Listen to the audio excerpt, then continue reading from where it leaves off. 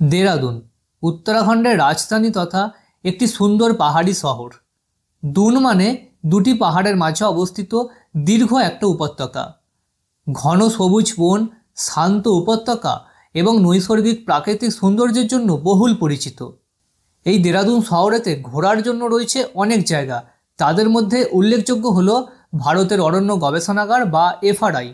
এছাড়াও রয়েছে জাগ্রত তপকেশ্বর মহাদেবের মন্দির, অ্যাডভেঞ্চারাস রবার্ট কেভস, বহুল পরিচিত সহস্রধারা ঝর্ণা এবং রয়েছে বন্যপ্রাণী দেখার জন্য দেরাদুন চিড়িয়াখানা। এছাড়াও লোকচক্ষুর আড়ালে থাকা শিখর জলপ্রপাত। ঠিক তো করে নিয়েছেন দেরাদুন ঘুরতে যাবেন, তাহলে জেনে নেওয়া যাক কলকাতা থেকে দেরাদুন পৌঁছাবেন কি করে। কলকাতা থেকে দেরাদুন যাওয়ার জন্য রয়েছে হাওড়া স্টেশন থেকে দুটি ট্রেন, একটা উপাসনা এক্সপ্রেস এবং আরেকটি কুম্ভ এক্সপ্রেস। উপাসনা এক্সপ্রেস সপ্তাহে দুদিন যায়, মঙ্গলবার এবং শুক্রবার।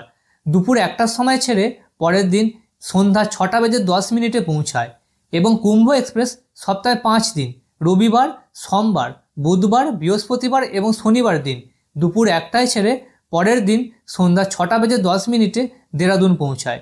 এই দুটি ট্রেনেরই সমস্ত ক্লাসের ভাড়ার তালিকা আমি স্ক্রিনে দিয়ে দিলাম। এছাড়াও আপনারা চাইলে দিল্লি হয়েও দেরাদুন পৌঁছাতে পারবেন। অবশ্য আমি পৌঁছেছিলাম কোটদুয়ার থেকে। আচ্ছা, কোটদুয়ার বাস স্ট্যান্ডে যেখানে নামলাম ওখান থেকে বাস একটা পেয়ে গেছি, দেরাদুন যাচ্ছে। এখান থেকে মোটামুটি 4 ঘন্টার মতো সময় নেবে দেরাদুন পৌঁছাতে। আর বাসে একদম ফ্রন্ট সিট পেয়ে গেছি, আপনাদের ভিডিও ভালো করে দিতে পারবো। কোটদুয়ার থেকে দেরাদুনের ডিস্টেন্স কম বেশি 145 কিলোমিটার্সের মতো, আর 4 ঘন্টার মতো মোটামুটি সময় নেবে বললেন। আর কোটদুয়ার থেকে দেরাদুন পর্যন্ত এই বাসে ভাড়া পড়বে 255 টাকা করে।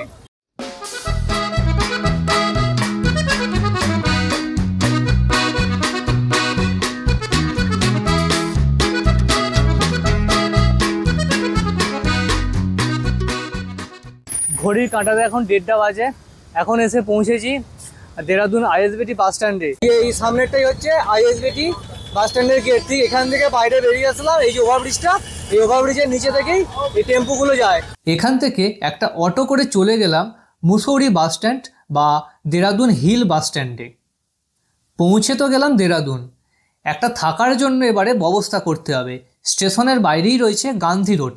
এই গান্ধী রোডের দুপাশে অসংখ্য হোটেল রয়েছে। আপনাদের বাজেট অনুযায়ী একটা হোটেল আপনারা বুক করে নিতে পারেন।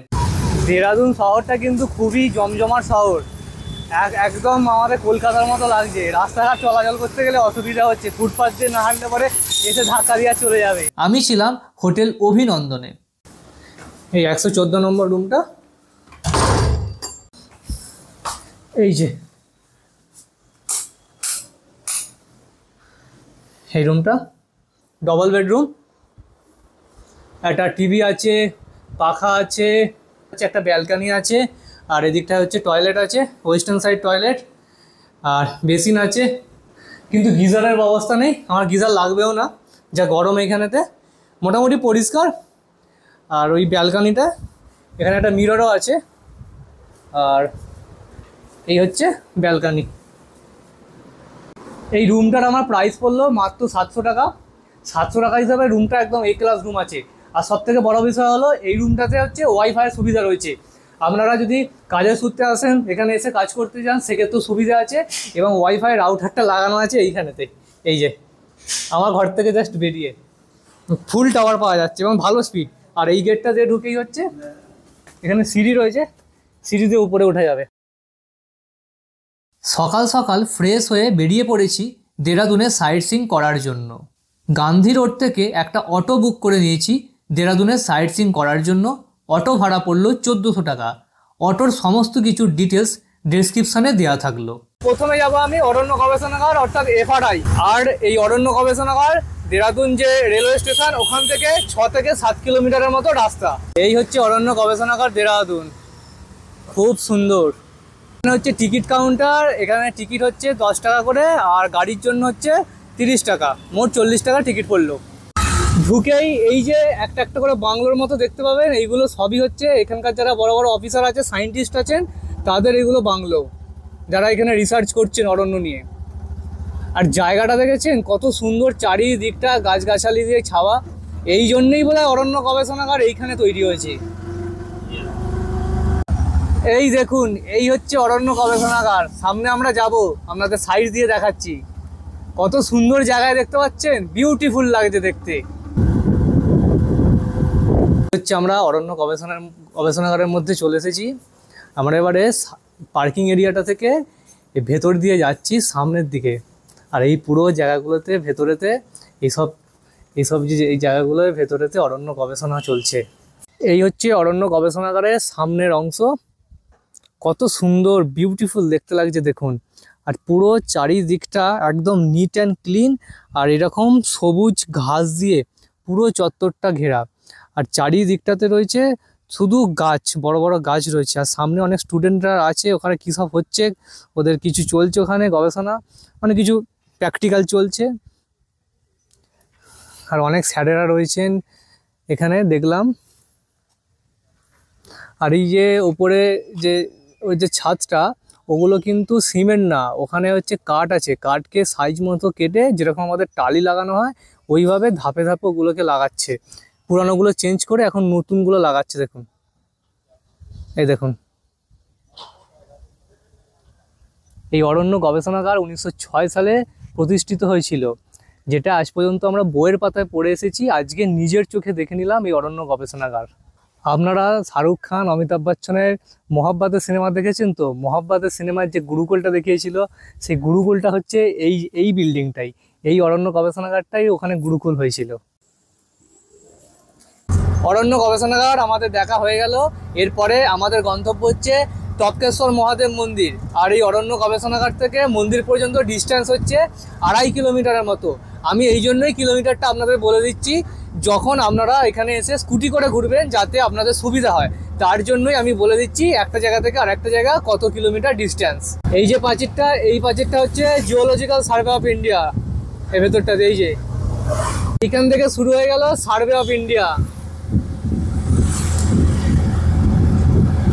এই পুরো চত্বরটা হচ্ছে সার্ভে অফ ইন্ডিয়া চত্বর। হচ্ছে টপকেশ্বর মহাদেব মন্দির।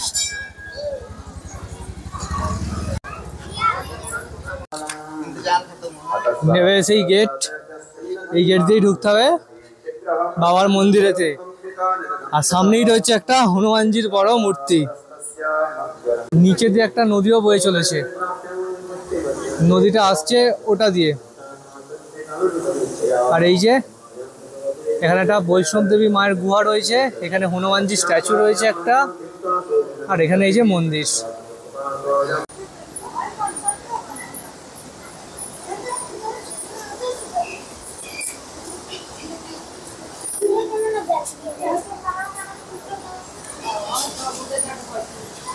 এই হচ্ছে টপকেশ্বর গুহা।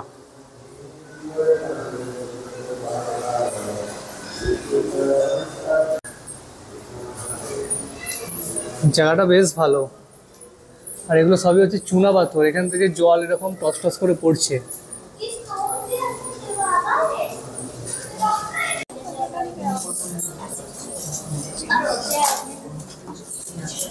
জলটা এরকম উপর থেকে টপ টপ করে মহাদেবের মাথায় পড়ছে বলেই এর নামটা হয়েছে টপকেশ্বর মহাদেব মন্দির।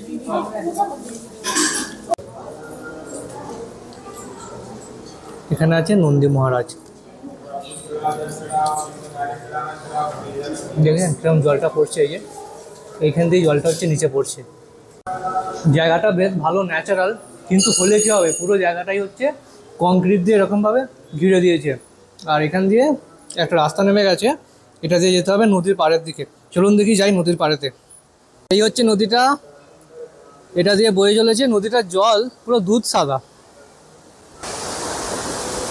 কিছু একটা খুঁজছে এখানে, কিন্তু কি খুঁজছে বুঝতে পারছি না। এ ভাই क्या ढूंढ रहे हो भाई? भाई क्या ढूंढ रहे हो? पैसे?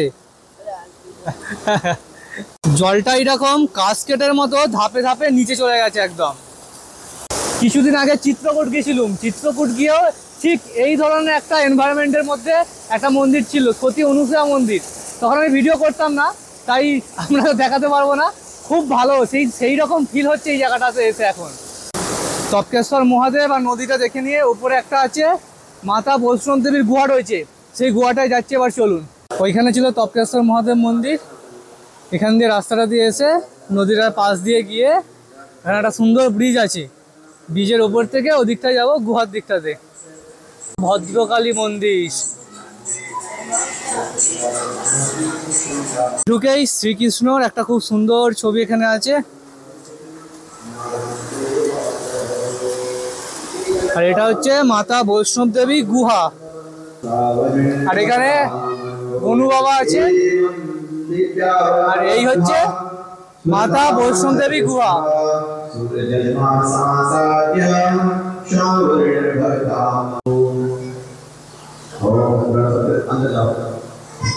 এই হচ্ছে মাতা বৈষ্ণব দেবী গুহা। অনেক ছোট ছোট বাচ্চারা এসেছে।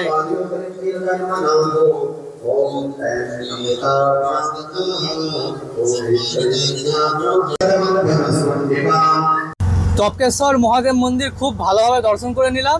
এরপর আমাদের গন্তব্য হচ্ছে রবার্টস কেভস বা গুহ্য পানি, যেখানে নদী অন্তঃসলীলা হয়ে ভেতর দিয়ে প্রবাহিত হয়েছে গিরিখাত তৈরি করে। চলুন সেখানে যাওয়া যাক। এটা হচ্ছে রবার্ট কেভসের পার্কিং জোন। আর এখানে যাওয়ার জন্য আপনাদের হাফ প্যান্ট নিয়ে আসতে হবে আর স্লিপার জাতীয় কিছু জুতো নিয়ে আসতে হবে। এখানে এরকম জুতো নাহলে কি ভাড়া করতে হবে। আঙ্কেল কিতনা কারকে ভাড়া দিতে হবে জুতো? 20 রুপিয়া, 20 টাকা করে আপনারা এখান থেকে জুতো নিতে পারবেন ভাড়া। বুট স্যুট পরে কিন্তু যেতে পারবেন না এখান দিয়ে। এখানে অনেক বিক্রি হচ্ছে। এই হচ্ছে রবার্ট কেভস বা গুহ্য পানি।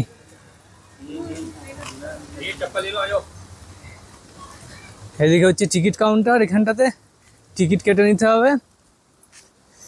আর এই হচ্ছে নদী, যেই নদীটা ওই গুহার মধ্য দিয়ে অন্তঃসলীলা হয়ে বাইরে বেরিয়ে আসছে। এই একদম চলে গেছে নদী।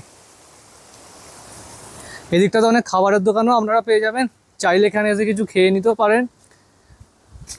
আর এখানে এই যে টিকিট কাউন্টার, 35 টাকা করে টিকিট হচ্ছে। টিকিট কাউন্টার 35 টাকা করে টিকিট, ক্যাশই শুধুমাত্র নেবে, অনলাইন পেমেন্ট হয় না এখানে। আর এই হচ্ছে রবার্ট কেভস গুহ্য পানি, দারুণ লাগছে। এই যে গুহা শুরু এখান থেকে। অনেকে খালি পায়ে যাচ্ছে, কিন্তু খালি পায়ে যাওয়াটা খুব রিস্কি হয়ে যাবে। তলাতে অনেক পাথর পড়ে আছে,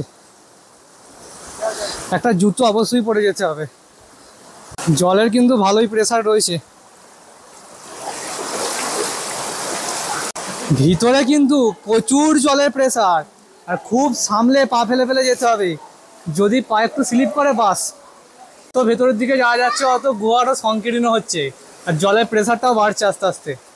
এই যে দুদিকে পাথরগুলো, এগুলো সবই হচ্ছে লাইমস্টোন আছে। আর এখান থেকেই জল চুঁয়ে চুঁয়ে নিচের দিকে পড়ছে। অন্তঃসলীলা নদী সেই নদী, যে নদী শিলাস্তর কেটে ভেতর দিক দিয়ে প্রবাহিত হয়। আর এটাই হচ্ছে সেই অন্তঃসলীলা নদী, যেটা উপর থেকে যে নদীকে দেখতে পাওয়া যায় না। এর আরও একটা উদাহরণ হচ্ছে যে আপনারা যদি গয়া গিয়ে থাকেন, সেখানে ফল্গু নদী, যে ওটাও অ্যাকচুয়ালি অন্তঃসলীলা নদী। ওটা সমতলে আর এটা পাহাড়ের উপরেতে। দারুণ জায়গা, দারুণ, এক কথায় অনবদ্য। তবে খুব সাবধানে, খুব সাবধানে, একটু এদিক ওদিক হলেই কিন্তু পড়ে যেতে হবে। আর খালি পায়ে ভুলেও আসবেন না এখানেতে। খালি পায়ে এলে পা কিন্তু ছড়ে চলে যাবে একদম। তলায় খুব একদম শার্প ছুরির মতো শার্প পাথর পড়ে আছে। পায়ে আর টালে রাখতে পারছি না, এত জলের প্রেসার। আসল কথা, বর্ষার পরেই তো এসেছি, তাই জলটা অনেক বেশি রয়েছে। যদি এটা বর্ষার পর বা শীতকালটা করে আসা যেত, সেক্ষেত্রে জলটা একটু কম থাকতো। এখন জল কিন্তু মারাত্মক জল। অনেকে গামছা পরে আসছে দেখুন, আবার একটা বাচ্চা ছেলেও আছে দেখুন। বাচ্চাটাকে দেখুন কত আনন্দ করছে ও।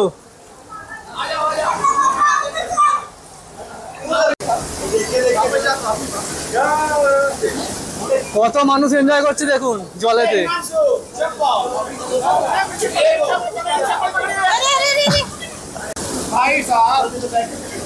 আর ভেতর দিয়ে হচ্ছে জলটা পড়ছে, নদীর জলটা ওখানে ঝর্ণার ফর্মে বেরোচ্ছে।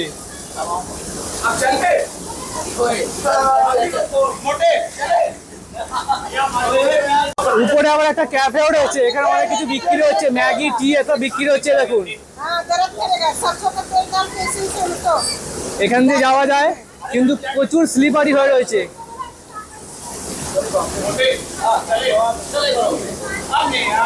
এই রবার্টস কেভ থেকে বেরোনোর সময় আরো বেশি সাবধান, এটা জলের আপনারা গতিপথে যাচ্ছেন, সেক্ষেত্রে পাটা আরও বেশি ফলস হয়ে যাওয়ার সম্ভাবনা, তাই খুব সাবধানে বেরোনোর সময় ধীরে ধীরে সাবধানে বেরোবেন। ওটা যাবার সময় তবু ঠিক আছে, ফেরার সময় পড়ে যাওয়ার ভয়টা সবচাইতে বেশি। এই পুরো চুনাপাথরগুলো পুরো স্লিপ হয়ে আছে আর পুরো মসৃণ, মানে এত সুন্দর এখানে ক্ষয়ে ক্ষয়ে চলে গেছে। কন্টিনিউ যেমন জল দিলে যেরকম হয়ে যায়, এই যে জল গিয়ে গিয়ে গিয়ে গিয়ে পুরো ক্ষয়ে গেছে, মসৃণ হয়ে গেছে পুরো। রবার্টস-কেপ দেখে বেরিয়ে গেলাম, এবারে পরের গন্তব্য যেখানে সেখানে দেখি কোথায় নিয়ে যায় কাকু আমাকে। রবার্টস-কেপ আপনাদের কেমন লাগলো নিচে কমেন্ট করে জানাবেন।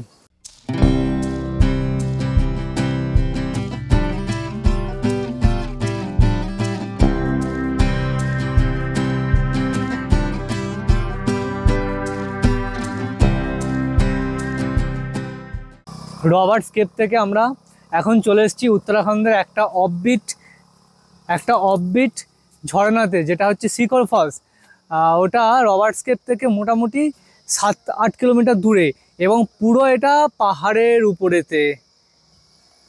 এই পাহাড় টপকে আমাদের অটো চলে এসেছে এইখানেতে, মানে অটোটা গোঁ গোঁ করতে করতে ঠিক চলে এসেছে এই পাহাড়ের উপরেতে। এবার আমরা যাব শিখর ফলস, এখান থেকে মোটামুটি 800 মিটারের মতো লাগবে শিখর ফলস পৌঁছাতে। এই হচ্ছে রাস্তা, আর যে ঝর্ণাটা সেই ঝর্ণাটা হচ্ছে এই যে এখান দিয়ে বয়ে গেছে নদীটা, আর যেতে হচ্ছে এইরকম রাস্তা দিয়ে, এরকম পুরো ঢাল নেমে গেছে, পা স্লিপ করলে নিচে। আর আমার সাথে আছে আমাদের অটো কাকু, আজকে আমার গাইড হয়ে যাচ্ছে আমার সাথে।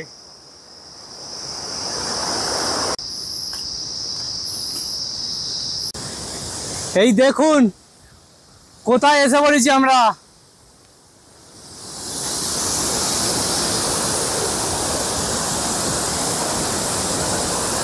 এটাই হচ্ছে শিখর ফলস, উত্তরাখণ্ডের দেরাদুনে একদম অফবিট একটা ওয়াটার ফলস এই শিখর ফলস। কোনো সেরকম মানুষজন নেই।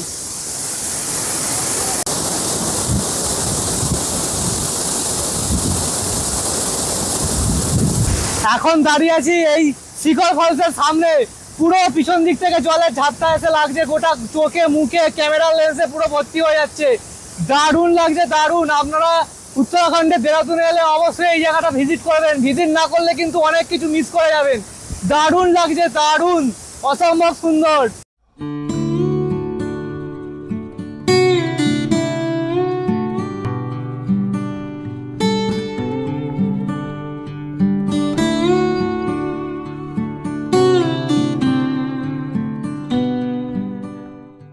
আমাদের শিখর ওয়াটারফলসটা দেখা হয়ে গেল, এবারে আমরা যাব সহস্রধারা।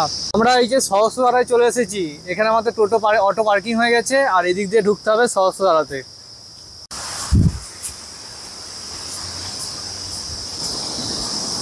এই যে জলটা দেখুন নদীর, এই দেখুন জলটা। অ্যাকচুয়াল আমরা যখন আগে ঘুরতে এসেছিলাম, আমরা এইটাকেই সহস্রধারা বলে ঘুরে চলে গেছিলাম। অ্যাকচুয়াল এটা সহস্রধারা নয়, এটা হচ্ছে জাস্ট নদীটা। আর এই নদীটা অনেক সালফার রয়েছে, এই নদীটাতে চান করলে স্কিনের অনেক প্রবলেম ভালো হয়ে যায়। আর সহস্রধারা রয়েছে ঠিক ওইখানটাতে, ওই যে চলুন ওখানটা যাওয়া যাক। এখানটায় হয়তো আপনাদের একটু সাউন্ডে প্রবলেম হতে পারে, আমি আপনাদের সহস্রধারা গুহার ভেতরে নিয়ে যাবো। কন্টিনিউয়াসলি জল পড়ছে, তাই মাইকটা আমি ডিট্যাচ করে দেবো। ফোনের যে মাইক্রোফোন, ওই মাইক্রোফোনে ভয়েসটা রেকর্ড হবে, তাই হয়তো আপনাদের একটু মানে ভয়েসটা একটু প্রবলেম হতে পারে, একটু অ্যাডজাস্ট করে নেবেন। এই দেখুন সহস্রধারা,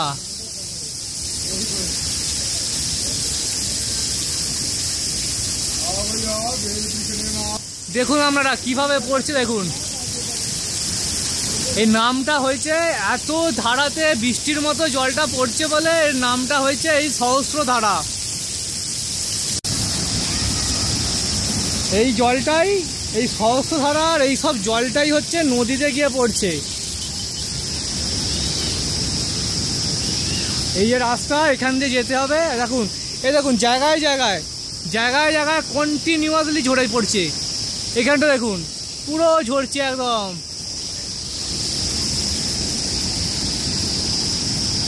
আর এখানে একটা রোপওয়ে রয়েছে, ওপরে একটা সাঁই বাবার না কিসের একটা মন্দির রয়েছে। এটা দিয়ে এলাম, এসে এই দিকটা তো আবার কিছু উঠে যাওয়ার রাস্তা আছে, তো আমরা যাচ্ছি এটা দিয়ে। দারুণ অ্যাডভেঞ্চার, যেটা এই দেরাদুন ট্রিপটাতে দারুণ অ্যাডভেঞ্চার হচ্ছে।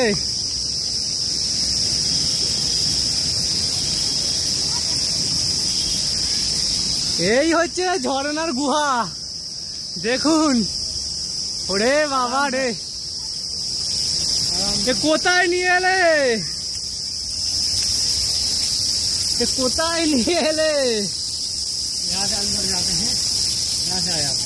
গুহাটা, এই গুহাটা দিয়ে ভেতর দিক দিয়ে যাওয়া যায়। আমাকে কাকু নিয়ে যাবে বলছে, কিন্তু আমার ভয় লাগছে, আমি যেতে পারবো না। জুতো ফুতো সেরকম নেই, স্লিপ খেয়ে পড়ে যাবো। দেখুন আপনারা একটু ভালো করে দেখে নিন এখান থেকে। আমি একটু ওদিক থেকে গিয়ে আপনাদের দেখিয়ে দিচ্ছি। দেখুন এই গুহাটা পুরো ভিজে যেতে হবে ভেতরেতে। এই গুহার ভেতর দিয়ে গিয়ে এটা দিয়ে বেরোতে হবে। ন্যাচারালি পুরো জিনিসটা হচ্ছে ন্যাচারাল, কোনো আর্টিফিশিয়াল জিনিস নেই। এই দেখুন এখানটা, দেখুন এখানটা পুরো পুরো বৃষ্টি পড়ছে। দেখে কি মনে হচ্ছে মুষলধারে বৃষ্টি পড়ছে। এটাই হচ্ছে ন্যাচারাল সহস্রধারা ঝর্ণা। আর এর পুরো জলটা নামছে গিয়ে এই নদীতে। সহস্রধারাতে আপনারা এরকম এখানে অনেক জিনিস পেয়ে যাবেন, বাড়ির জন্য কিনে নিয়ে যেতে পারেন।